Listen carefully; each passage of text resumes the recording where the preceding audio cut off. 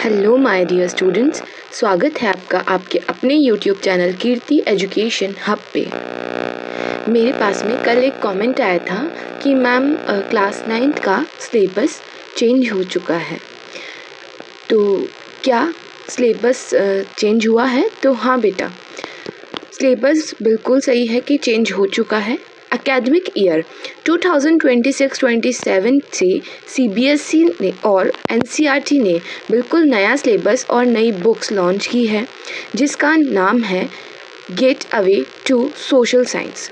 और आज इस वीडियो में हम आपके इसी नए सिलेबस का सबसे पहला और सबसे इंटरेस्टिंग चैप्टर शुरू करने जा रहे हैं। चैप्टर नंबर 1 है social science, meaning, scope and importance.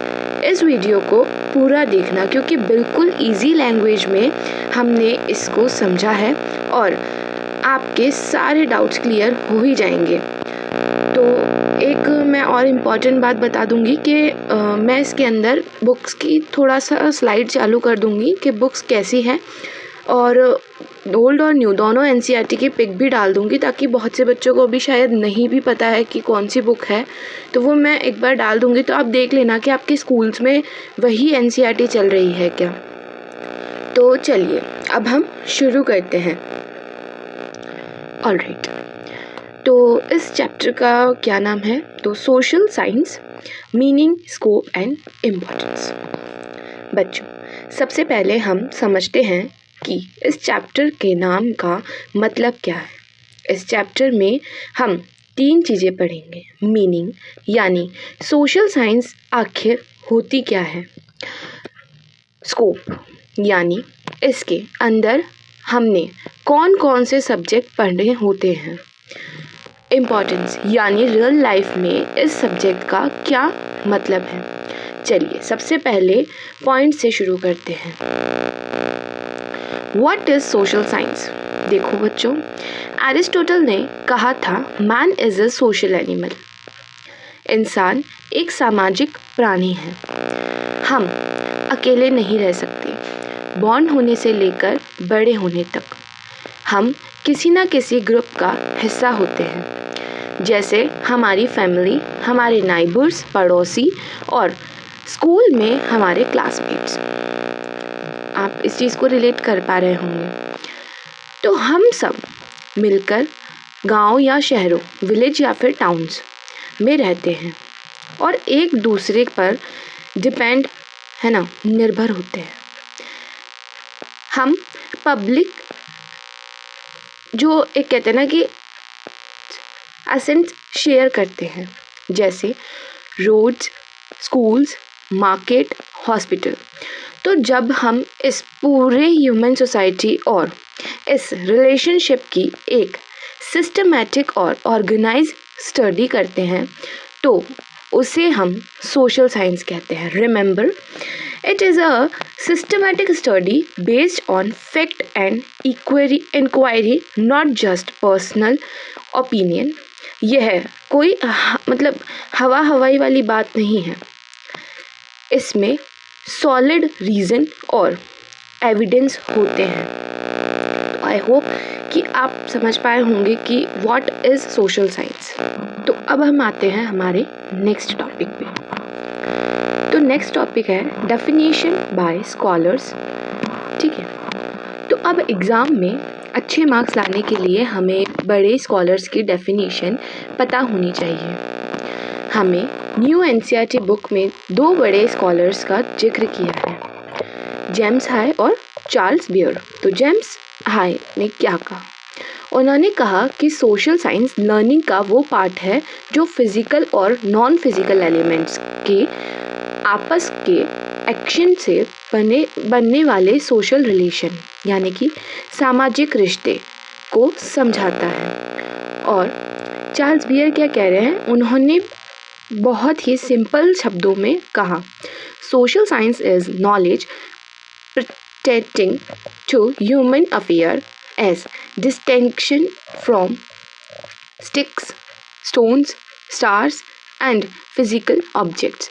यही फिजिकल केमिस्ट्री में आप स्टिक, स्टोन या स्टार की स्टडी करते हो, लेकिन सोशल साइंस में आप ह्यूमन अफेयर, इंसानी मामलों की पढ़ाई करते हो। ये हैं तो ये इतना इंटरेस्टिंग होता है। मतलब कि केमिस्ट्री में आप क्या पढ़ते हो, स्टिक्स, स्टोन्स या स्टार्स, इन सब के बारे में। लेकिन आप सोशल साइंस में ह्यूमंस के बारे में पढ़ोगे कि ह्यूमंस का समाज में क्या बिहेवियर है, कैसे वो रहते हैं। और ये मतलब इंटरेस्टिंग टॉपिक होता है सोशल में पढ़ने के लिए। तो आई होप कि आपको ये डेफिनेशंस समझ में आई होगी। ये डेफिनेशंस इम्पॉर्टेंट है, इसे याद करना, क्योंकि क्वेश्चन की पॉइंट ऑफ व्यू से ये आपके एग्ज़ाम में आ सकते हैं।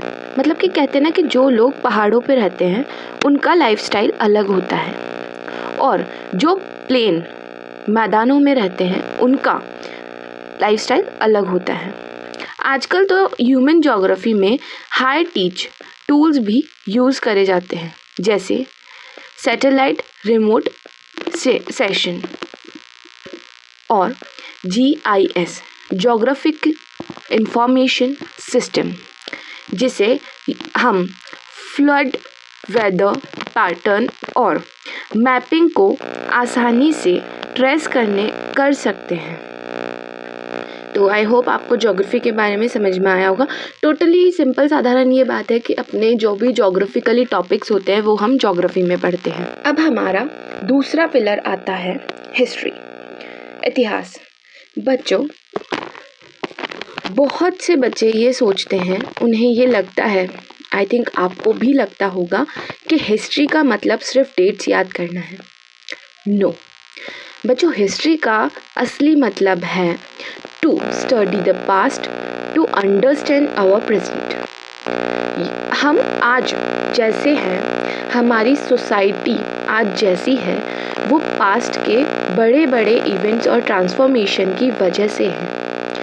हिस्ट्री हमें बताती है कि कैसे पूरा समाज में लॉन्ग जो डिस्टेंस थी लोगों के बीच में, जो रिलीजियंस मतलब वो थी ना कि अनइक्वलिटी, वो कैसे हुई। पहले कोई बहुत सारे मतलब ऐसे डिसीजंस भी थे जो किंग्स ने लिए थे, उनके बारे में जो आज अपन जान रहे हैं वो कैसे जान रहे हैं। कैसे हमारे कल्चर डेवलप हुए और कैसे लोगों ने फ्रीडम, जस्टिस, न्याय के लिए लंबे स्ट्रगल किए। जब हम हिस्ट्री पढ़ते हैं तो हमारे अंदर डाइवर्सिटी के लिए रिस्पेक्ट पैदा होती है। देखो, फॉर एग्ज़ाम्पल मुझे ये बताओ कि अगर हिस्ट्री नहीं होती, अगर हमें हिस्ट्री के बारे में नहीं पता होता, तो आप जो इतने अच्छे अच्छे लीडर्स थे, जो इतने अच्छे अच्छे राजा थे, उनके बारे में आप जान पाते? क्या आप पृथ्वीराज चौहान की वीरता जान पाते? क्या आप महाराणा प्रताप के बारे में जान पाते? क्या आप शिवाजी महाराज के बारे में जान पाते? क्या आप जान पाते कि इंडिया किस तरह आज़ाद हुआ था और इंडिया को आज़ाद कराने के लिए कितने फ्रीडम फाइटर्स ने अपनी जान दी थी? और उनकी जो इतनी बड़ी और इतनी अच्छी अच्छी गाथा है, क्या वो आप समझ पाते? नहीं। अगर हिस्ट्री नहीं होती तो आपको ये कभी पता नहीं चलता कि इन पास्ट क्या क्या चीज़ें हुई थी। और आज हम जो प्रेजेंट में जी रहे हैं और इन फ्यूचर हम जैसे जिएंगे, वो सिर्फ हमारे पास्ट के जो लोग थे उन्हीं की बदौलत जी रहे हैं। अगर फ्रीडम नहीं मिलती तो इंडिया आज भी गुलामी में ही रहता।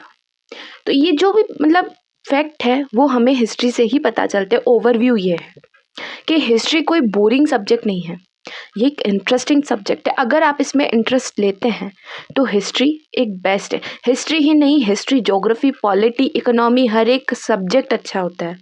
तो इसमें देखो, इंटरेस्ट लेके पढ़ोगे तो हर सब्जेक्ट ईजी है, और बिना इंटरेस्ट बस ओवरव्यू से पढ़ रहे हो तो वो इतना नहीं समझ आएगा, उसको डीप में पढ़ो। अब हम बढ़ते हैं नेक्स्ट पे, यानी कि तीसरा पिलर, पॉलिटिकल साइंस। तीसरा पिलर है पॉलिटिकल साइंस, राजनीतिक विज्ञान। इसमें हम पढ़ते हैं कि गवर्नमेंट के बारे में, यानी देश कैसे चलता है, लॉ, कानून, कैसे बनता है। यह सब्जेक्ट हमें हमारे राइट्स, अधिकार और ड्यूटीज़, कर्तव्य के बारे में सिखाता है। ये हमें बताता है कि एक डेमोक्रेसी, लोकतंत्र में हमारा क्या रोल है। जब हम 18 इयर्स के कंप्लीट हो जाएंगे तो हमारा वोट डालने का अधिकार है, ये हमें बताता है। ये हमें बताता है कि आपको वोट कैसे डालना है, आप वोट कब डाल सकते हैं, और ये हमें हमारी जो गवर्नमेंट है उससे चुनने और देश का सिस्टम कैसे चलता है उसे समझाता है। यह सब हमें पॉलिटिकल साइंस में सीखने को मिलता है। पॉलिटिकल साइंस यानी कि पूरा एक जो अपना पॉलिटिकल साइड है, यानी कि प्राइम मिनिस्टर, प्रेसिडेंट, उसके अलावा अपना legislative, executive, judicially, court, high court, supreme court, ये जो भी चीज़ें हैं ये सब हम पॉलिटिकल साइंस में पढ़ते हैं। जैसे आर्टिकल्स वगैरह जो भी होता है ये हम पॉलिटिकल साइंस में ही पढ़ते हैं। ये हमें हमारी जो राजतंत्र है उसके बारे में बताता है। ठीक है, तो अब हम आते हैं उसके बाद नेक्स्ट चौथा यानी कि इकोनॉमी पर। चौथा और आखिरी पिलर है इकोनॉमी, अर्थशास्त्र। बच्चों, हमारी लाइफ में रिसोर्सेस, पैसा, ज़मीन और गुड्स लिमिटेड है, लेकिन हमारी जो वांट्स है, इच्छाएं हैं, अनलिमिटेड है। तो लिमिटेड रिसोर्स को सही तरीके से मैनेज कैसे किया जाता है यह हम इकोनॉमी में पढ़ते हैं। इसमें हम पढ़ते हैं कि मार्केट के बारे में, प्राइस कैसे तय होती है, एम्प्लॉयमेंट, रोज़गार कैसे जनरेट होता है और डेवलपमेंट कैसे होता है। इकोनॉमी का मेन गोल होता है सोसाइटी में इक्वलिटी लाना, यानी हर इंसान तक बेसिक फैसिलिटी और वेल्थ यानी कि वेल्दी चीज़ें अच्छी तरीके से पहुंचाना। इसमें हम पढ़ते हैं कि कैसे जो प्रोडक्ट्स है वो एक देश से दूसरी देश में ट्रांसफ़र किए जाते हैं। जैसे कि बहुत सी चीज़ें हैं जो इंडिया में बनती है लेकिन वो चीज़ें विदेश में नहीं बनती है, तो उनको इंपोर्ट और एक्सपोर्ट करना, यानी कि विदेशों में बनने वाली चीज़ इंडिया में लाना और इंडिया से बनने वाली चीज़ विदेशों तक पहुंचाना, ये हम इकोनॉमी में पढ़ते हैं। रिसोर्सेज भी अलग अलग होते हैं। वाटर रिसोर्स होता है, उसके अलावा लैंड होता है, उसके अलावा रोड, वो land resource, water resource, air, बहुत सारे रिसोर्सेज के थ्रू चीज़ें इधर से उधर की जाती हैं। तो अब आई होप कि आपको ये चारों पिलर अच्छे से समझ में आ गए होंगे। देखो मैंने बहुत अच्छे से समझाया है, तो जो मैं स्लाइड पे नोट्स दे रही हूँ उन्हें भी आप अपनी नोट डाउन कॉपी में ज़रूर कर लेना। अब हम आते हैं नेक्स्ट, इंटरडिसिप्लिनरी अप्रोच, सब्जेक्ट का आपसी कनेक्शन। बच्चों, ये जो चारों सब्जेक्ट हमने पढ़े, ज्योग्राफी, हिस्ट्री, पॉलिटी, इकोनॉमी, ये अलग अलग नहीं हैं, ये सब आपस में इंटरकनेक्टेड है। इसको एक सिंपल रियल लाइफ एग्जाम्पल से समझते हैं। मान लो किसी एरिया में ड्रॉट यानी कि सूखा पड़ गया। अब सूखा क्यों पड़ा? क्योंकि बारिश नहीं हुई। यह तो एक मतलब कहते हैं ना ज्योग्राफिकली रीज़न है ना। सूखे की वजह से फार्मर्स की जो फसल है वो ख़राब हो गई, उन्हें नुकसान हुआ है। यह एक इकोनॉमिकल रीज़न है। गवर्नमेंट ने फार्मर्स को कंपनसेशन दिया, राहत पैकेज दिया, तो ये एक पॉलिटिक्स बनी। ठीक है, यह एक ज्योग्राफिकली रीज़न से पॉलिटिकल रीज़न बन गया। समझ आया कि ना केवल एक ही चीज़ से जुड़े हैं, अलग अलग चीज़ों से। अब और एरिया में पहले भी सूखा कब कब पड़ा था और लोगों ने कैसे डील किया, यह जो चीज़ें हैं ये हो गया हिस्टोरिकल रीज़न। देखा आपने, एक ही प्रॉब्लम को समाज के लिए हमने चारों सब्जेक्ट की ज़रूरी बातें, ज़रूरी चीज़ें और क्या क्या ज़रूरतें हैं और क्या क्या पड़ती हैं, इसी सोशल साइंस के कंपैरेटिवली इन सब्जेक्ट्स में समझ लिया कि सोशल साइंस के ये चारों पिलर्स बहुत ज़रूरी है। Geography, history, polity and economy, ये चारों पिलर्स बन के, मतलब कहते हैं कि पांचों उंगलियां बंद होगी तब एक मुट्ठी बनेगी, तब जाके एक पावरफुल पंच हम मार सकते हैं। वैसे ही जब ये चारों पिलर्स एक होते हैं तब हम सोशल साइंस को इजी वे में समझ पाते हैं, उनसे मर्ज कर पाते हैं। अब नेक्स्ट टॉपिक आता है कि कोर गाइड्स वैल्यू। आपको एक चीज़ ये बताना है कि नए सिलेबस के मुताबिक सोशल साइंस का जो मकसद है सिर्फ एग्ज़ाम पर्सपेक्टिव की ओर से नहीं है, बल्कि हमारे अंदर 4 कोर वैल्यूज़ को डेवलप करना है। यह वैल्यूज़ है diversity, inequality, sustainability and equality. यानी कि डाइवर्सिटी, अलग अलग कल्चर और लैंग्वेज की रिस्पेक्ट करना, विविधता। देन सेकंड है इंक्लूसिविटी, यानी कि समावेशिता, सबको साथ लेके चलना, किसी को पीछे ना छोड़ना। सस्टेनेबिलिटी, एनवायरनमेंट को बिना नुकसान पहुंचाए तरक्की करना। इक्वलिटी, समानता, ज़रूरत के हिसाब से सबको बराबर मौका देना। चलिए इनको थोड़ा और डीप में समझते हैं। डाइवर्सिटी एंड इक्वलिटी, सबसे पहले बात करते हैं डाइवर्सिटी की। हमारे भारत एक अनोखा देश है। यहाँ अलग अलग लैंग्वेज है, अलग अलग रिलीजन है।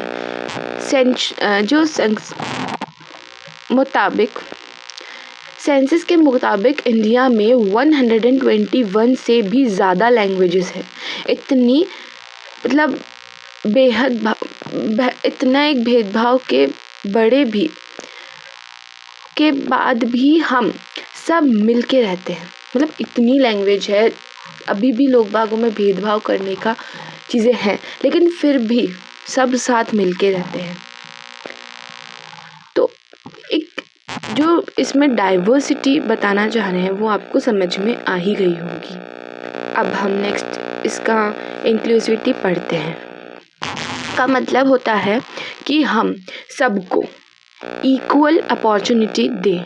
जैसे हमारे स्कूल में अगर कोई स्पेशल एबल्ड या दिव्यांग बच्चा है तो उसके लिए रैंप्स बनाएं, जैसे ताकि वो भी आसानी से पढ़ सके। उसको कहते हैं सबको सिस्टम का हिस्सा बनना।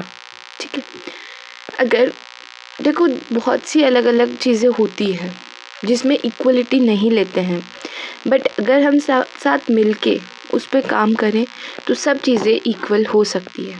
नेक्स्ट आता है सस्टेनेबिलिटी एंड इक्वलिटी।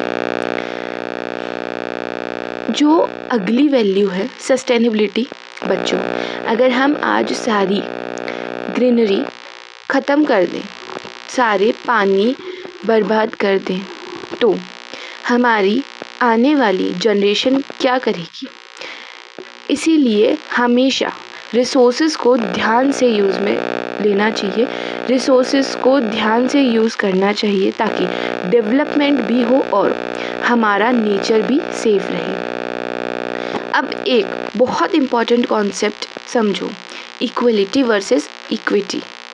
इक्वलिटी का मतलब है सबको एक जैसा चीज़ दे, लेकिन इक्वलिटी का मतलब है जिसकी जो ज़रूरत है उसे उस हिसाब से हेल्प देना। जैसे एक अमीर बच्चा हो, स्कॉलरशिप की ज़रूरत नहीं है, लेकिन एक गरीब जो परवरिश के बच्चे हैं उन्हें मतलब कहते हैं ना कि पढ़ने के लिए फाइनेंशियल हेल्प की ज़रूरत है, तो मतलब गरीब बच्चों को मतलब एक्स्ट्रा सपोर्ट देना, इक्वलिटी देना, ये ज़रूरी है। अब नेक्स्ट टॉपिक आता है the Indian perspective, the preamble. इस नई बुक की सबसे बड़ी खूबसूरती है इंडियन जो पर्सपेक्टिव है। हम अपने देश के कॉन्स्टिट्यूशन, संविधान के आइडियाज़ पर मतलब चलते हैं। हमारे कॉन्स्टिट्यूशन के प्रीएम्बल, प्रस्तावना में 4 मुख्य बातें कही गई: justice, liberty, equality and fraternity. Justice, न्याय, सबको इंसाफ मिलना। लिबर्टी, स्वतंत्रता, सबको सोचने और बोलने की आज़ादी हो। इक्वलिटी, समानता, सबको बराबर मौलिक मिलना चाहिए, सबको अधिकार होना चाहिए। फ्रेटर्निटी, यानी कि आपस में भाईचारा बना रहे। सोशल साइंस पढ़कर हम इन्हीं आइडियाज़ को अपनी रियल लाइफ में फॉलो करना सीखते हैं। पंचायती राज और डिसेंट्रलाइजेशन, इसके बारे में, यानी कि क्या है पंचायती राज? देश को अच्छे से चलाने के लिए पावर को डिस्ट्रीब्यूट करना ज़रूरी है। इसीलिए इंडिया में 73 कॉन्स्टिट्यूशनल असेंबली एक्ट के तहत पंचायती राज यानी कि लोकल गवर्नमेंट को स्ट्रॉन्ग किया गया है। अब गांव के लोगों को अपनी पानी, सड़क या स्कूल की प्रॉब्लम्स के लिए दिल्ली या स्टेट कैपिटल जाने की ज़रूरत नहीं है। उनकी अपनी पंचायत उनकी प्रॉब्लम को सॉल्व करती है। इसीलिए लोकल लेवल पर लोकल लोग जो उनका प्रॉब्लम होता है, उनकी पार्टिसिपेशन जो भी उनकी चीज़ें रहेगी, डेमोक्रेसी सच में स्ट्रांग होती हैं। ये जो भी लोकल लोग, जो भी विलेज में लोग रहते हैं, वो अपनी परेशानी पंचायती राज में जाके कह सकते हैं। उन्हें दिल्ली या स्टेट में जो है वहाँ जाके कहने की ज़रूरत नहीं होती है। उनकी प्रॉब्लम्स वहीं सुन ली जाती है और जितना हो सकता है वहीं पर ही सॉल्व हो जाती है। अब हम हमारे एक इम्पॉर्टेंट टॉपिक पे आते हैं, डेवलपिंग साइंटिफिक टीम, टेम्पो। एक और बहुत इम्पॉर्टेंट टर्म है जो आप एग्ज़ाम में पक्का आएगा और ये आपको 100% क्वेश्चन देखने को मिलेगा, चाहे वो वेरी शॉर्ट में हो या शॉर्ट में हो या MCQ में हो। साइंटिफिक टेम्पर, इसका मतलब क्या होता है बच्चों? क्या इसका मतलब लिबर्टी में रिसर्च करना है? नहीं। सोशल साइंस में साइंटिफिक टेम्पर का मतलब है द स्क्रिप्ट ऑफ इंक्वायरी, यानी किसी भी अफवाह या फिर स्टेरियोटाइप या पुरानी भेदभाव वाली बातों पर अंधविश्वास या फिर अंधा भरोसा मत करो। पहले उसके पीछे का सच जानो, उसमें जो भी एविडेंस है, सबूत है, उनको समझो। देन आफ्टर, उसके बाद में आप बात कर सकते हो कि क्या एविडेंस है वो मुझे बताओ, उस पे लॉजिक लगाओ। यह हमारी फंडामेंटल ड्यूटीज़ भी हैं, ठीक है। इन फंडामेंटल ड्यूटीज़ के अलावा बिना कहते हैं ना, एक बात बताओ, फॉर एग्ज़ाम्पल कोई कोर्ट में केस चल रहा है, ठीक है, वो केस इतना इम्पॉर्टेंट है लेकिन उसके अंदर भेदभाव की चीज़ें हैं, जाति के ऊपर ले लो या फिर किसी और चीज़ पे ले लो, बिना किसी की राय जाने अगर अपन उसके ऊपर आवाज़ उठाते हैं तो नहीं, वो चीज़ गलत है। इसीलिए आपको इस चीज़ के लिए उसके सबूतों को देखना होगा। अब आई होप कि आपको ये चीज़ समझ में आई होगी कि साइंटिफिक टेम्पर होता क्या है। ये आप इम्पोर्टेंट मार्क कर लेना, इसमें से क्वेश्चन आएगा ही आएगा। अब एक और टॉपिक है आपका, लेट्स रिवाइज इम्पॉर्टेंट टर्म्स। अब देखो सब पढ़ लिया, अब इसमें कुछ इम्पॉर्टेंट और भी है टर्म्स, उनको अपन देख लेते हैं। ये आपके एग्ज़ाम पर्सपेक्टिव से है इम्पॉर्टेंट। तो चलिए अब जल्दी से कुछ इम्पॉर्टेंट डेफिनेशंस को रीवेरीफाई कर लेते हैं, जो एग्ज़ाम पॉइंट ऑफ व्यू से बहुत मतलब इम्पॉर्टेंट है। माइग्रेशन, प्रवास, जब लोग काम या मतलब बेहतर लाइफ के लिए एक जगह से दूसरी जगह जाते हैं, है ना।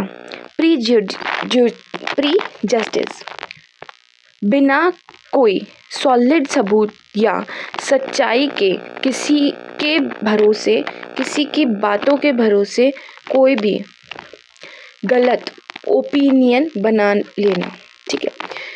डिसेंट्रलाइजेशन, यानी कि पावर को टॉप लेवल से लेकर लोकल लेवल जैसे पंचायती राज में बांध देना। ये सब चीज़ें कुछ इम्पॉर्टेंट फैक्ट्स थी जो आपकी बुक में थी, वो मैंने आपको बताई है।